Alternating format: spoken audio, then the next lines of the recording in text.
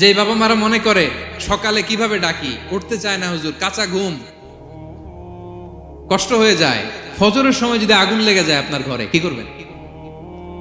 আরেকটু ঘুমাক, কাঁচা ঘুম।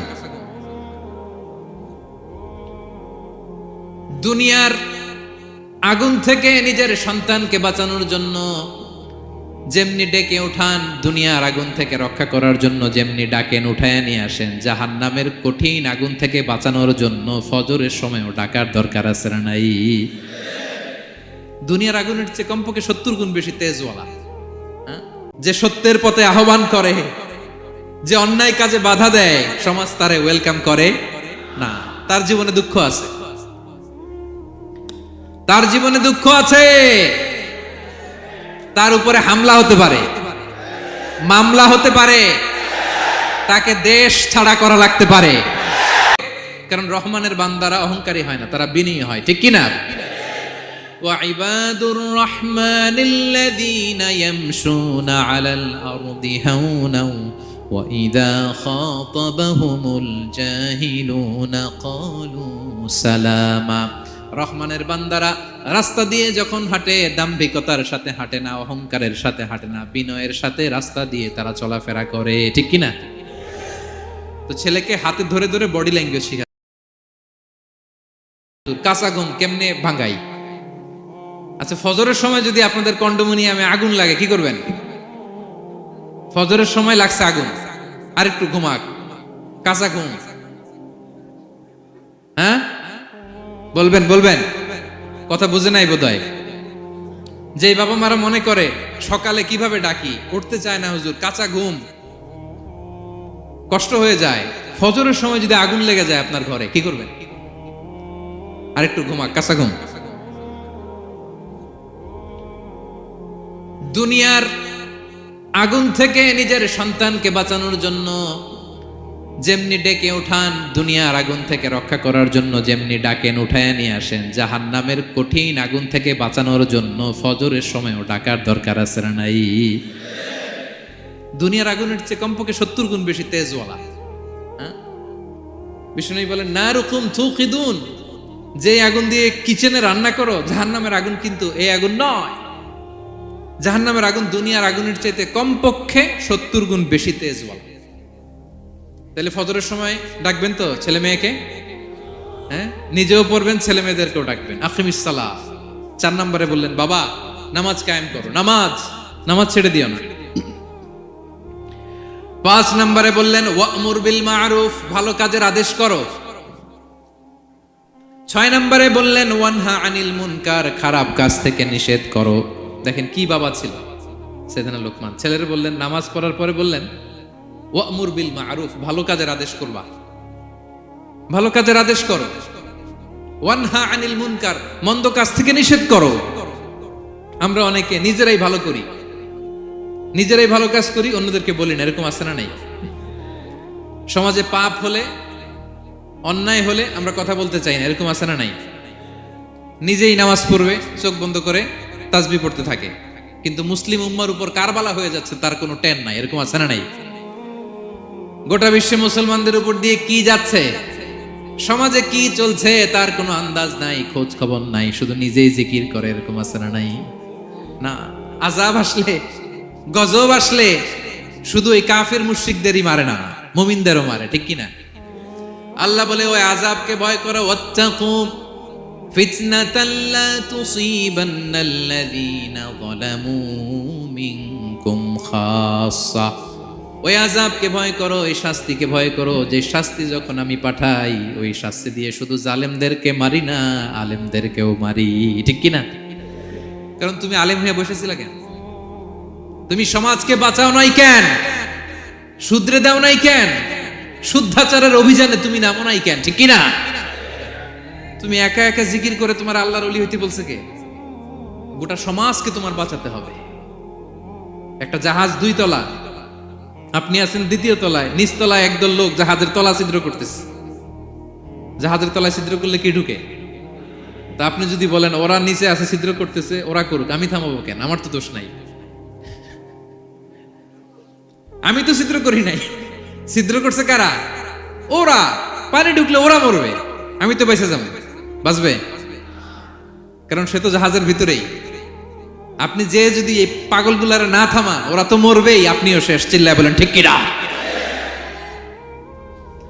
এজন্য সমাজে যখন পাপ হয়, অন্যায় হয়, দেখা মাত্রই আপনাকে থামাতে হবে।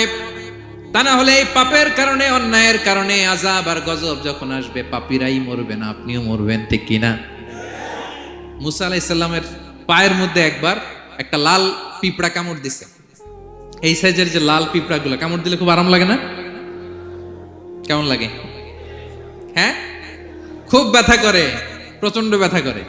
তো মুসা আলাইহিস সালামের মেজাজ কি নরম না গরম? খুব তাড়াতাড়ি রেগে যেতেন। এক এক নবীর এক এক অ্যাট্রিবিউটস ছিল, হ্যাঁ, এক এক বৈশিষ্ট্য ছিল। উনি অনেক রেগে যেতেন। উনি থাপ্পড় মেরে একবার ফেরাউনের বাবুর্চিকে দুনিয়া থেকে শেষ, এক থাপ্পড়, এত শক্তি। সেই বুখারীতে এসেছে মালাকুল মাউতকে মারছিলেন একটা। ওই যে ছোটবেলা থেকে মারার অভ্যাস, ছোটবেলায় কার গালে দিছিল জানে না বোধহয়? ফেরাউন। অন্যায় দেখলেই ছোটবেলায় ফেরাউনের গালে দিছে একটা, বড় হয়ে ফেরাউনের বাবুর্চির একটা, এরপরে মালাকুল মাউতকেও একটা। এর কারণ মালাকুল মাউত আবার মালাকুল মাউতের মতো আসেনি, মানুষের আকৃতিতে এসেছিল। তো পারমিশন না নিয়ে ঢুকছে। উনি ভাবছে এমনি মানুষ, কিরে পারমিশন নিলি না কেন? তো মুসা আলাইহিস সালামের পায়ের মধ্যে লাল পোকা, লাল পিঁপড়া কামড় দিছে, প্রচন্ড ব্যথা পাইতেছে আর ডলতেছে আর রেগে গেছে। রেগে তাকে দেখে দিকে লাল পিঁপড়ার বাসা, যে পা দিয়ে ডলে সবগুলোরে মেরে ফেলছে।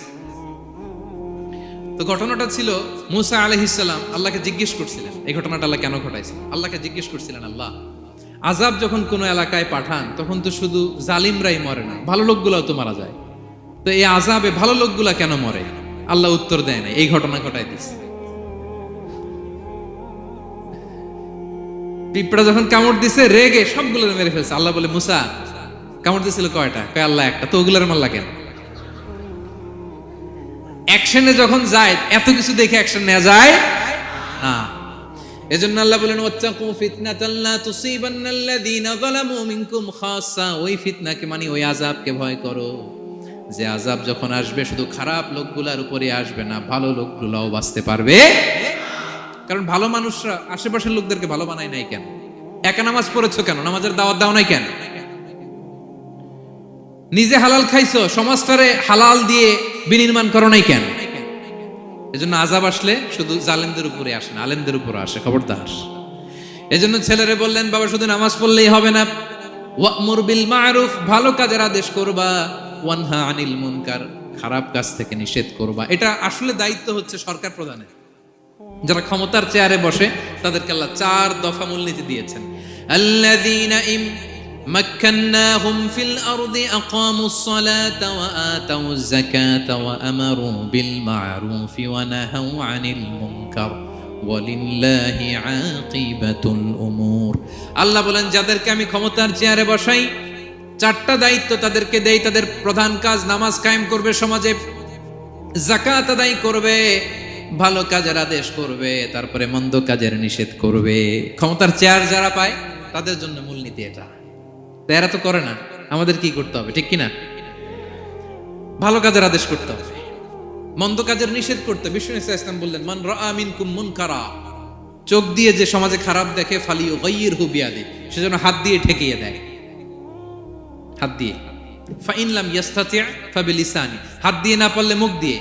কারণ আপনার অনেক সময় এরকম পরিস্থিতি নাও হতে পারে যে আপনার এত পাওয়ার নাই যে আপনি হাত দিয়ে থামাই দিবেন, এরকম হয় না? অক্ষম, আমি পারি না। তখন মুখ দিয়ে কিভাবে পরিবর্তন করবেন বলেন, নাসিহা করেন, কাউন্সিলিং করেন, জনমত গড়ে তোলেন। ফাইন লাম ইয়াস্তাতি' ফাবিকলবিহি, হাত দিয়েও থামাতে পারলেন না, মুখ দিয়েও প্রতিবাদ করতে পারলেন না, বিশ্বনবী বললেন অন্তত অন্তর দিয়ে সেটাকে ঘৃণা করবা। অন্তর দিয়ে ঘৃণা করো, অন্তর দিয়ে এটাকে পরিবর্তন করে দেওয়ার প্ল্যান করো, হৃদয়ে হৃদয়। ওয়াযালিকা আদাফুল ঈমান, এটা হচ্ছে ঈমানের সর্বনিম্ন স্তর। এর নিচেও যদি যান, মানে আপনার দিলেও লাগে না, বিশ্বনবী বলে তাহলে তোমার অন্তরে ঈমানের ছিটে ফোঁটা নাই। চিল্লা এখন ঠিক কিনা? এজন্য ভালো কাজের আদেশ করো, মন্দ কাজের নিষেধ করো। নামাজের পরপর সাইয়েদনা লোকমান বললেন, বাবা নিজেই ভালো করো না, সমাজে ভালো ছড়িয়ে দাও। ছড়াই দিতে হবে, ভালোকে ছড়াই দিতে হয়।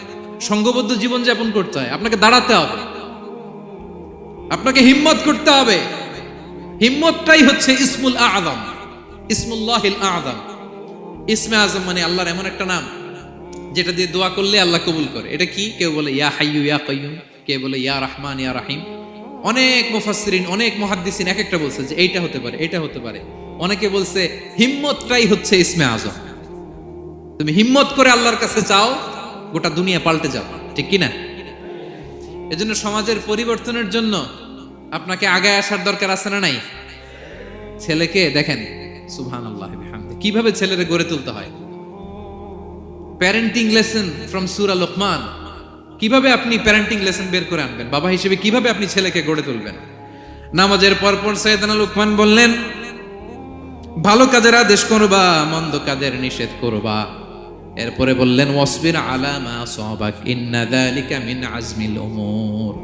লোকমান বললেন ওয়াসবির আলা মা আসাবাক, বিপদে ধৈর্য ধরো। কারণ লোকমান আলাইহিস সালাম ভালো করেই জানেন যে নামাজ কায়েমের আন্দোলন করে, যে সত্যের পথে আহ্বান করে, যে অন্যায় কাজে বাধা দেয়, সমাজ তারে ওয়েলকাম করে না। তার জীবনে দুঃখ আছে, তার জীবনে দুঃখ আছে, তার উপরে হামলা হতে পারে, মামলা হতে পারে, তাকে দেশ ছাড়া করা লাগতে পারে।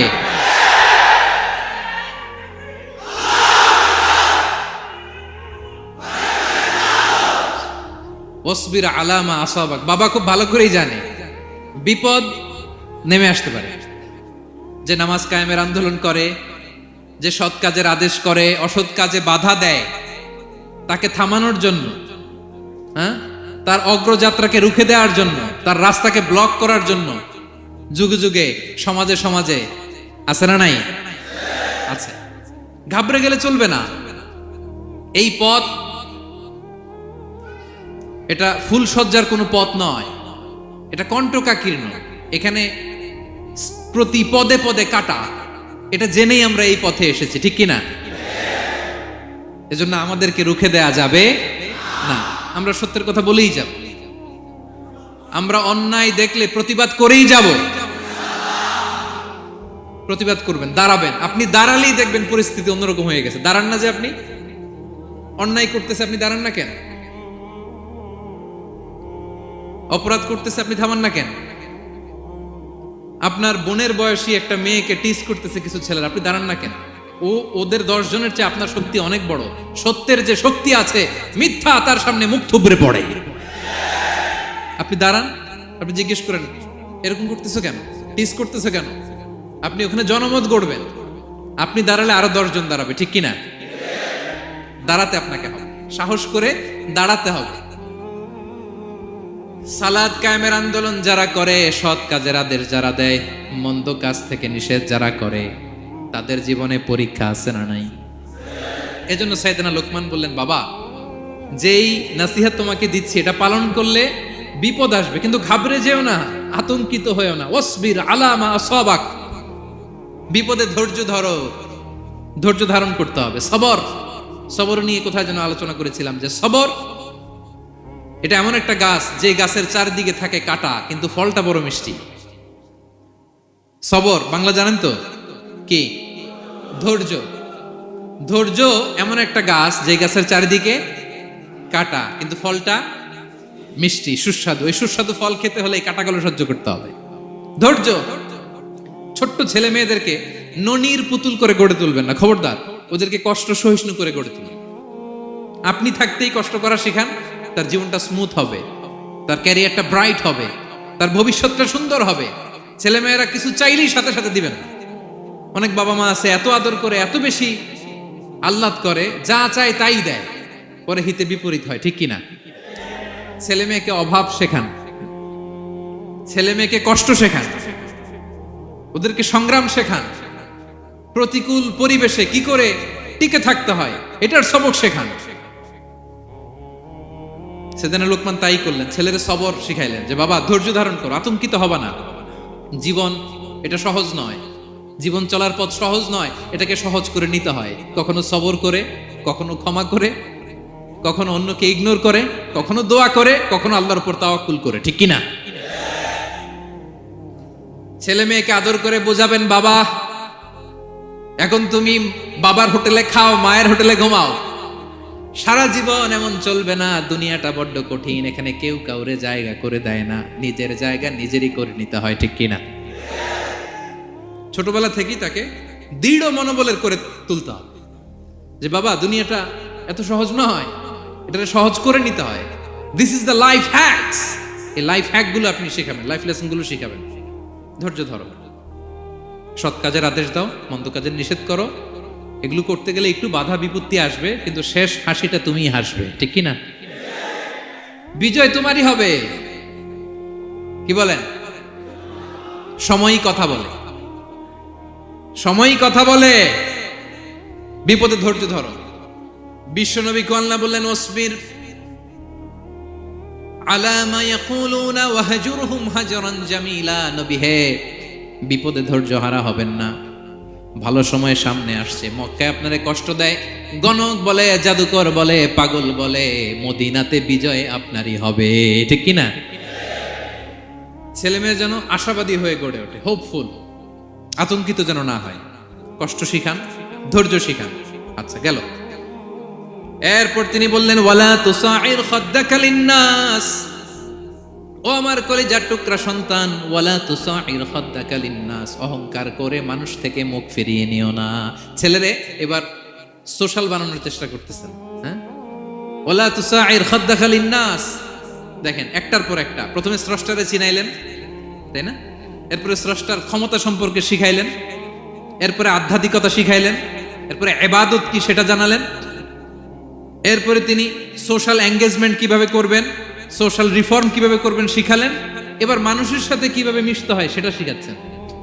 মানে পিপল ওরিয়েন্টেড হও। ওয়ালা তুসাইর খাদ্দাকা লিন্নাস, অহংকার করে মানুষের থেকে মুখ ফিরিয়ে নিও না, মুখ ছিটকাবে না। মানুষকে সম্মান করো, মানুষের সাথে মেশো, বি পিপল ওরিয়েন্টেড। আমাদের অনেক ছেলে মেয়েরা মানুষের সাথে মিশতে পারে না। দোষ কার? বাবা মায়ের, শেখায় না।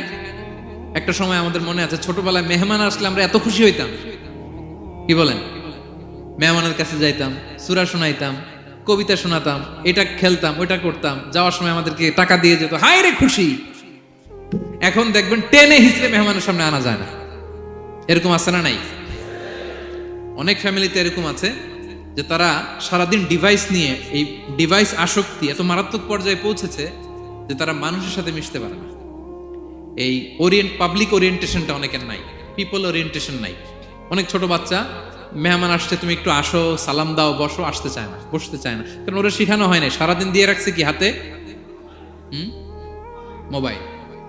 যেন ছোটবেলা থেকে আমরা যেন সামাজিক বানাই, বাচ্চাকে যেন শেখাই, বাবা মুরব্বীকে দেখলে সালাম দিতে হবে, কি করতে হবে ওরা শিখাবেন। অনেক সময় ছোট বাচ্চারা না বুঝে দারোয়ানের সাথে খারাপ আচরণ করে, ঘরের কাজের বুয়ার সাথে খারাপ আচরণ করে, ড্রাইভারকে বকা দেয়, আছে না নাই? ভদ্রতা, ডিসেন্ট ম্যানার আপনি শিখান নাই তো, শিখবে কোত্থেকে? এই জন্য শুরুতেই বললাম যে গরুর পেট থেকে বেরোলে গরু হয়, কিন্তু মানুষের পেট থেকে বেরোলেই ওটা মানুষ হয় না। ওটারে মানুষ বানাতে হয় দিনের পর দিন, মাসের পর মাস, টিউনিং করে, পলিশিং করে, গাইড করে করে মানুষের মতো মানুষ বানাতে হয়। তাহলে ছেলেনে বললেন, ওয়ালা তুসাইর খাদ্দাকা লিন্নাস, তোমার চেহারাকে মানুষ থেকে ফিরিয়ে নিও না, গণমুখী হও, মানুষের সাথে মেশো। ছেলে মেয়েদেরকে এটা বলবেন। শহরে থাকলে মাঝে মাঝে গ্রামে নিয়ে যাবেন, কাদার মধ্যে ছেড়ে দিবেন, হাট বেটা, হ্যাঁ, কাদায় ছেড়ে দিবেন, পুকুরে ছেড়ে দিবেন, দৌড়াদৌড়ি করতে করতে তারপরে তারা শিখবে, দেখবে। মাছ, জ্যান্ত মাছ দেখে নাই আমাদের অনেক ছেলে মেয়েরা, আছে না নাই? ওরা ভাবে মাছ বোধহয় ওই ইয়ের মধ্যেই পাওয়া যায়, শপিং মলেই পাওয়া যায়, ফ্রিজের মধ্যে থাকে, এরপরে এটা খাইতে হয়। জ্যান্ত মাছ দেখলে দেখবেন ভয় পেয়ে গেছে, কারণ শেকড়ের সাথে এদের কোনো সম্পর্ক নাই। এরা যেন গণমুখী হয়, শেকড়ের সাথে যেন এদের সম্পর্ক থাকে। হ্যাঁ, এটাই দেখেন, এই উপদেশটা কয় হাজার বছর আগের। মনে হচ্ছে যেন আজকের পরিস্থিতি দেখে দেখে লোকমান ইসলাম ছেলেকে অ্যাডভাইস করতেছেন। সুবহানাল্লাহ পড়বেন না? ওয়ালা তুসাইর খাদ্দাকা লিন্নাস, মানুষ থেকে মুখ ফিরিয়ে নিও না। ছেলে মেয়েদের শিখান, মানুষ দেখলে ভয় পেও না, মানুষের কাছে যাও, মানুষের দুঃখ দুর্দশা দূর করার চেষ্টা করো, গণমুখী হও, মানুষকে দেখলে সালাম দাও, মুচকি হাসি দাও, হাত বাড়িয়ে মুসাফা করো। তাহলেই না মানুষের সাথে তুমি মিশবে, শিখবে, জানবে, ঠিক কিনা? এরপরে বললেন ওয়ালা তামশি ফিল আরদি মারাহা, আমার কলিজার টুকরা সন্তান, অহংকার করে রাস্তা দিয়ে হেঁটো না, কারণ ইন্নাল্লাহা লা ইউহিব্বু কুল্লা মুখতালিন ফাখুর, আল্লাহ অহংকারীকে পছন্দ করেন না। এবার বডি ল্যাঙ্গুয়েজ শিখাচ্ছেন ছেলেকে, কিভাবে হাঁটবে। আমাদের অনেক সময় ছেলে মেয়েরা খুবই ভালো, নিষ্পাপ, শুধু ভিতরটা পরিষ্কার হইলে হবে না, আপনার জেস্টারও তো ভালো হইতে হবে। হ্যাঁ, ভিতর ভালো কিন্তু প্রকাশ ভঙ্গি জানে না, আছে না নাই? এটারে ইংরেজিতে কি বলে? বডি ল্যাঙ্গুয়েজ বলে, বুঝতে পারছেন? এবার ছেলেকে বডি ল্যাঙ্গুয়েজ শিখাচ্ছে বাবা, হাঁটার সময় এইভাবে হাঁটতে হবে। ওয়ালা তামশি ফিল আরদি মারাহা, অহংকার করে রাস্তা দিয়ে হেঁটো না। এখানে তামশি বলতে শুধু হাঁটাই না, অহংকার করে ড্রাইভ করো না, অহংকার করে হুন্ডা চালিও না। এরকম আছে না নাই? আমাদের ইয়াং ছেলে মেয়েরা হুন্ডা একটা পাইলে এমন আওয়াজ করে তারা চলবে, অসুস্থদের ক্ষতি হয়, ছোট বাচ্চারা ভয় পেয়ে যায়, মাঝরাতে মানুষ লাফ দিয়ে ওঠে ঘুম থেকে। এরকম আছে না নাই? আমাদের সন্তানরা যেন এরকম না হয়। রাস্তা দিয়ে চলতে বিনয়ের সাথে হাঁটতে হবে, ভদ্রভাবে হাঁটতে হবে, কারণ রহমানের বান্দারা অহংকারী হয় না, তারা বিনয়ী হয়, ঠিক কিনা? وعباد الرحمن الذين يمشون على الأرض هونا وإذا خاطبهم الجاهلون قالوا سلاما, রহমানের বান্দারা রাস্তা দিয়ে যখন হাঁটে দাম্ভিকতার সাথে হাঁটে না, অহংকারের সাথে হাঁটে না, বিনয়ের সাথে রাস্তা দিয়ে তারা চলাফেরা করে, ঠিক কিনা? তো ছেলেকে হাতে ধরে ধরে বডি ল্যাঙ্গুয়েজ শিখাচ্ছে, বাবা অহংকার করে হেঁটো না, মানুষের অহংকার সাজে না, অহংকার সাজে একজনের, তিনি কে? অহংকার কার চাদর? আল্লাহ বলে এই চাদর ধরে যদি কেউ টান দেয় ওরে আমি জাহান্নামে নিক্ষেপ করি, ফালা উবালি, আই ডোন্ট কেয়ার, ওরে আমি জাহান্নামে ফেলবো। অহংকার করার কি আছে আমাদের? কিছুই নাই, ঠিক কিনা? ডায়রিয়া যদি হয়, লুজ মোশন যদি হয়, 5 বার টয়লেটে গেলে এরপরে চেহারার দিকে তাকানো যায়? বিছানায় পড়ে হা হু করতে শুরু করে, তো কিসের অহংকার আপনার? লুজ মোশন 3 দিন যদি হয়, হায় রে, চেহারার দিকে তাকানো যায় না, সুন্দর চেহারা ফ্যাকাশে হয়ে গেছে, তো এই মানুষের অহংকার করা সাজে না। ছেলেকে বিনয়ী হওয়া শেখাতে হবে, বাবা বিনয়ী হও, তোমার বডি ল্যাঙ্গুয়েজটা সুন্দর করো, তোমার কথা বলায়, তোমার চলনে বলনে সবকিছুতে যেন একটা মাধুর্যতা থাকে, একটা কোমলতা থাকে, শেখানোর দরকার আছে না নাই? সব শেষে সাইয়েদনা লোকমান ছেলেকে বললেন ওয়াকসিদ ফি মাশিকা ওয়াগদুদ মিন সাউতিকা ইন্না আনকারাল আসওয়াতি লাসাউতুল হামির। ওয়াকসিদ ফি মাশিক ওয়াগদুদ মিন সাউতিক, তাহলে কিভাবে হাঁটবা? হাঁটার ক্ষেত্রে একটা মিডিয়াম পেস অবলম্বন করো, মিডিয়াম পেস, ভদ্রভাবে, হ্যাঁ, মিডিয়াম মধ্যমপন্থী পন্থায় তুমি হাঁটো। তোমার হাঁটার মধ্যে যেন একটা মুনশিয়ানা ভাব থাকে, তোমার হাঁটা চলাফেরায় যেন একটা ভদ্রতার ছাপ থাকে। এটা তো হাতে ধরে ধরে শিখাইতে হবে, নাহলে শিখবে না তো, বুঝবে না তো সে। ওয়াগদুদ মিন সাউতিক, কণ্ঠটাকে মোলায়েম করো। ইন্না আনকারাল আসওয়াতি লাসাউতুল হামির, কর্কশ গলায় কথা বলো না। আমাদের অনেক ছেলেমেয়েরা অনেক শাউট করে, আছে না নাই? কেউ কি শাউটিং পারসনকে পছন্দ করে? আমরা লাইক করি? Nobody likes a shouting person. আপনি মালয়েশিয়ানদেরকে দেখেন কত কোয়াইট ইনকাম, হাজার হাজার মানুষ একটা প্রোগ্রাম করতেছে, একটা সাউন্ড নাই। আমাদের তো অনেক বলতে হয়, অনেক অ্যানাউন্সমেন্ট, অনেক এই সেই, ওদেরকে কিছু বলতে হয় না। ওদের আমি অনেক বড় বড় প্রোগ্রামে জয়েন করেছি, হাজার হাজার মানুষ, একটা ছোট্ট ইনস্ট্রাকশন, লাইন ধরে সবাই সেটা মেনে নেয়। ছেলেকে শিখাই দিলেন চলতে ফিরতে একটা মাঝারি মোলায়েম ভদ্র একটা পেস অবলম্বন করো, আর কণ্ঠটাকে নিচু করো, কর্কশ ভাষী হয়েও না। কেউ পৃথিবীতে কর্কশ ভাষীকে পছন্দ করেন? যারা চিৎকার করে চেঁচামেচি করে, আল্লাহ তাদের কণ্ঠকে গাধার কণ্ঠের সাথে তুলনা করেছেন এখানে। দ্য ব্রেইং অ্যাস, গাধার আওয়াজের চাইতে পৃথিবীতে নিকৃষ্ট কোন আওয়াজ হতে পারে? আল্লাহ বলে তুমি কি তোমার কণ্ঠকে গাধার আওয়াজের মতো করতে চাও? যদি না চাও, কণ্ঠটাকে মোলায়েম করো, কর্কশ ভাষায় কখনো মানুষকে সম্বোধন করো, কারণ কর্কশ ভাষীকে, এই শাউটিং পারসনকে কেউ কখনো পছন্দ করে না। তো এই উপদেশগুলো আমাদের ছেলে মেয়েদেরকে দেওয়ার দরকার আছে না নাই? আল্লাহু আকবার। প্রজ্ঞায় সুসজ্জিত এই উপদেশ মালাগুলো সে 3000 বছর আগে যেমনি প্রাসঙ্গিক ছিল, এখনো তেমনি প্রাসঙ্গিক। এই উপদেশগুলো আমরা ছেলে মেয়েদেরকে দিতে পারবো তো? এই 10টা উপদেশ মালা বুঝতে পারছেন আপনারা? সবাই বুঝতে পারছেন? মনে থাকবে? খেয়াল থাকবে? আমি 1 মিনিটে একটু একটু রিভাইজ করি। কি কি উপদেশ দিলেন?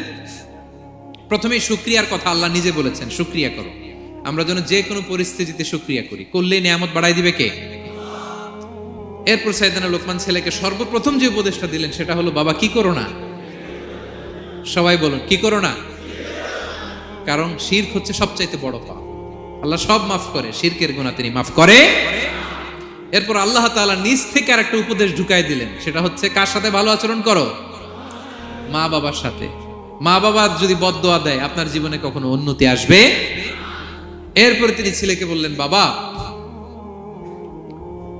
আল্লাহ তাআলা এমন ক্ষমতার অধিকারী, যেখানেই যে পাপ করো ভালো কাজ করো সবার চোখকে ফাঁকি দেয়া গেল, আল্লাহর চোখকে ফাঁকি দেয়া যায়? আল্লাহর শক্তি ক্ষমতার ব্যাপারে সতর্ক করলেন। এরপরে তিনি ছেলেকে বললেন, নামাজ কায়েম করো, নিজেও পড়ো, সমাজের সবাইকে নিয়ে পড়ো। এরপরে তিনি ছেলেকে বললেন, বাবা ভালো কাজের আদেশ দাও, মন্দ কাজের নিষেধ করো, মন্দ কাজ থামিয়ে দাও। তারপর বললেন, বাবা বিপদে ধৈর্য ধরো। এরপরে বললেন, গণমানুষের সাথে মেশো, পিপল ওরিয়েন্টেড হও।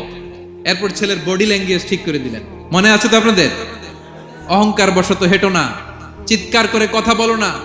সবশেষে ওরাল কমিউনিকেশন কিভাবে করবে, শাউটিং না হয়ে মোলায়েম কণ্ঠে মানুষের সাথে যেন ভদ্রচিত ভাবে কথা বলতে পারে, এই উপদেশ মালাগুলো দিলেন। আমরা যারা বাবা হয়েছি আমরাও যেন আমাদের কলিজার টুকরা সোনামণি সন্তানদেরকে এই উপদেশগুলো দেই। মনে থাকবে? সূরা লুকমানের 12 থেকে 19 নম্বর আয়াতে আল্লাহ তাআলা এই উপদেশগুলো তুলে ধরেছেন। আল্লাহ তাআলা আমাদের সবাইকে কথাগুলো বোঝার ও আমল করার তৌফিক দান করুক। আমরা পড়ি আমিন। আমরা যেন নেককার সন্তান লাভে ধন্য হতে পারি, আল্লাহ তৌফিক দান করুন। আমরা পড়ি আমিন। আমরাও যেন সাইয়েদনা লোকমানের মতো এই উপদেশ মালাগুলো আমাদের ছেলে মেয়েদেরকে দিতে পারি, আল্লাহ তুমি তৌফিক দান করো। আমরা পড়ি আমিন। হাযা মা ইনদি ওয়াল ইলমু ইনদাল্লাহ আলাইহি তাওয়াক্কালতু ওয়া ইলাইহি উনীব। আসসালামু আলাইকুম।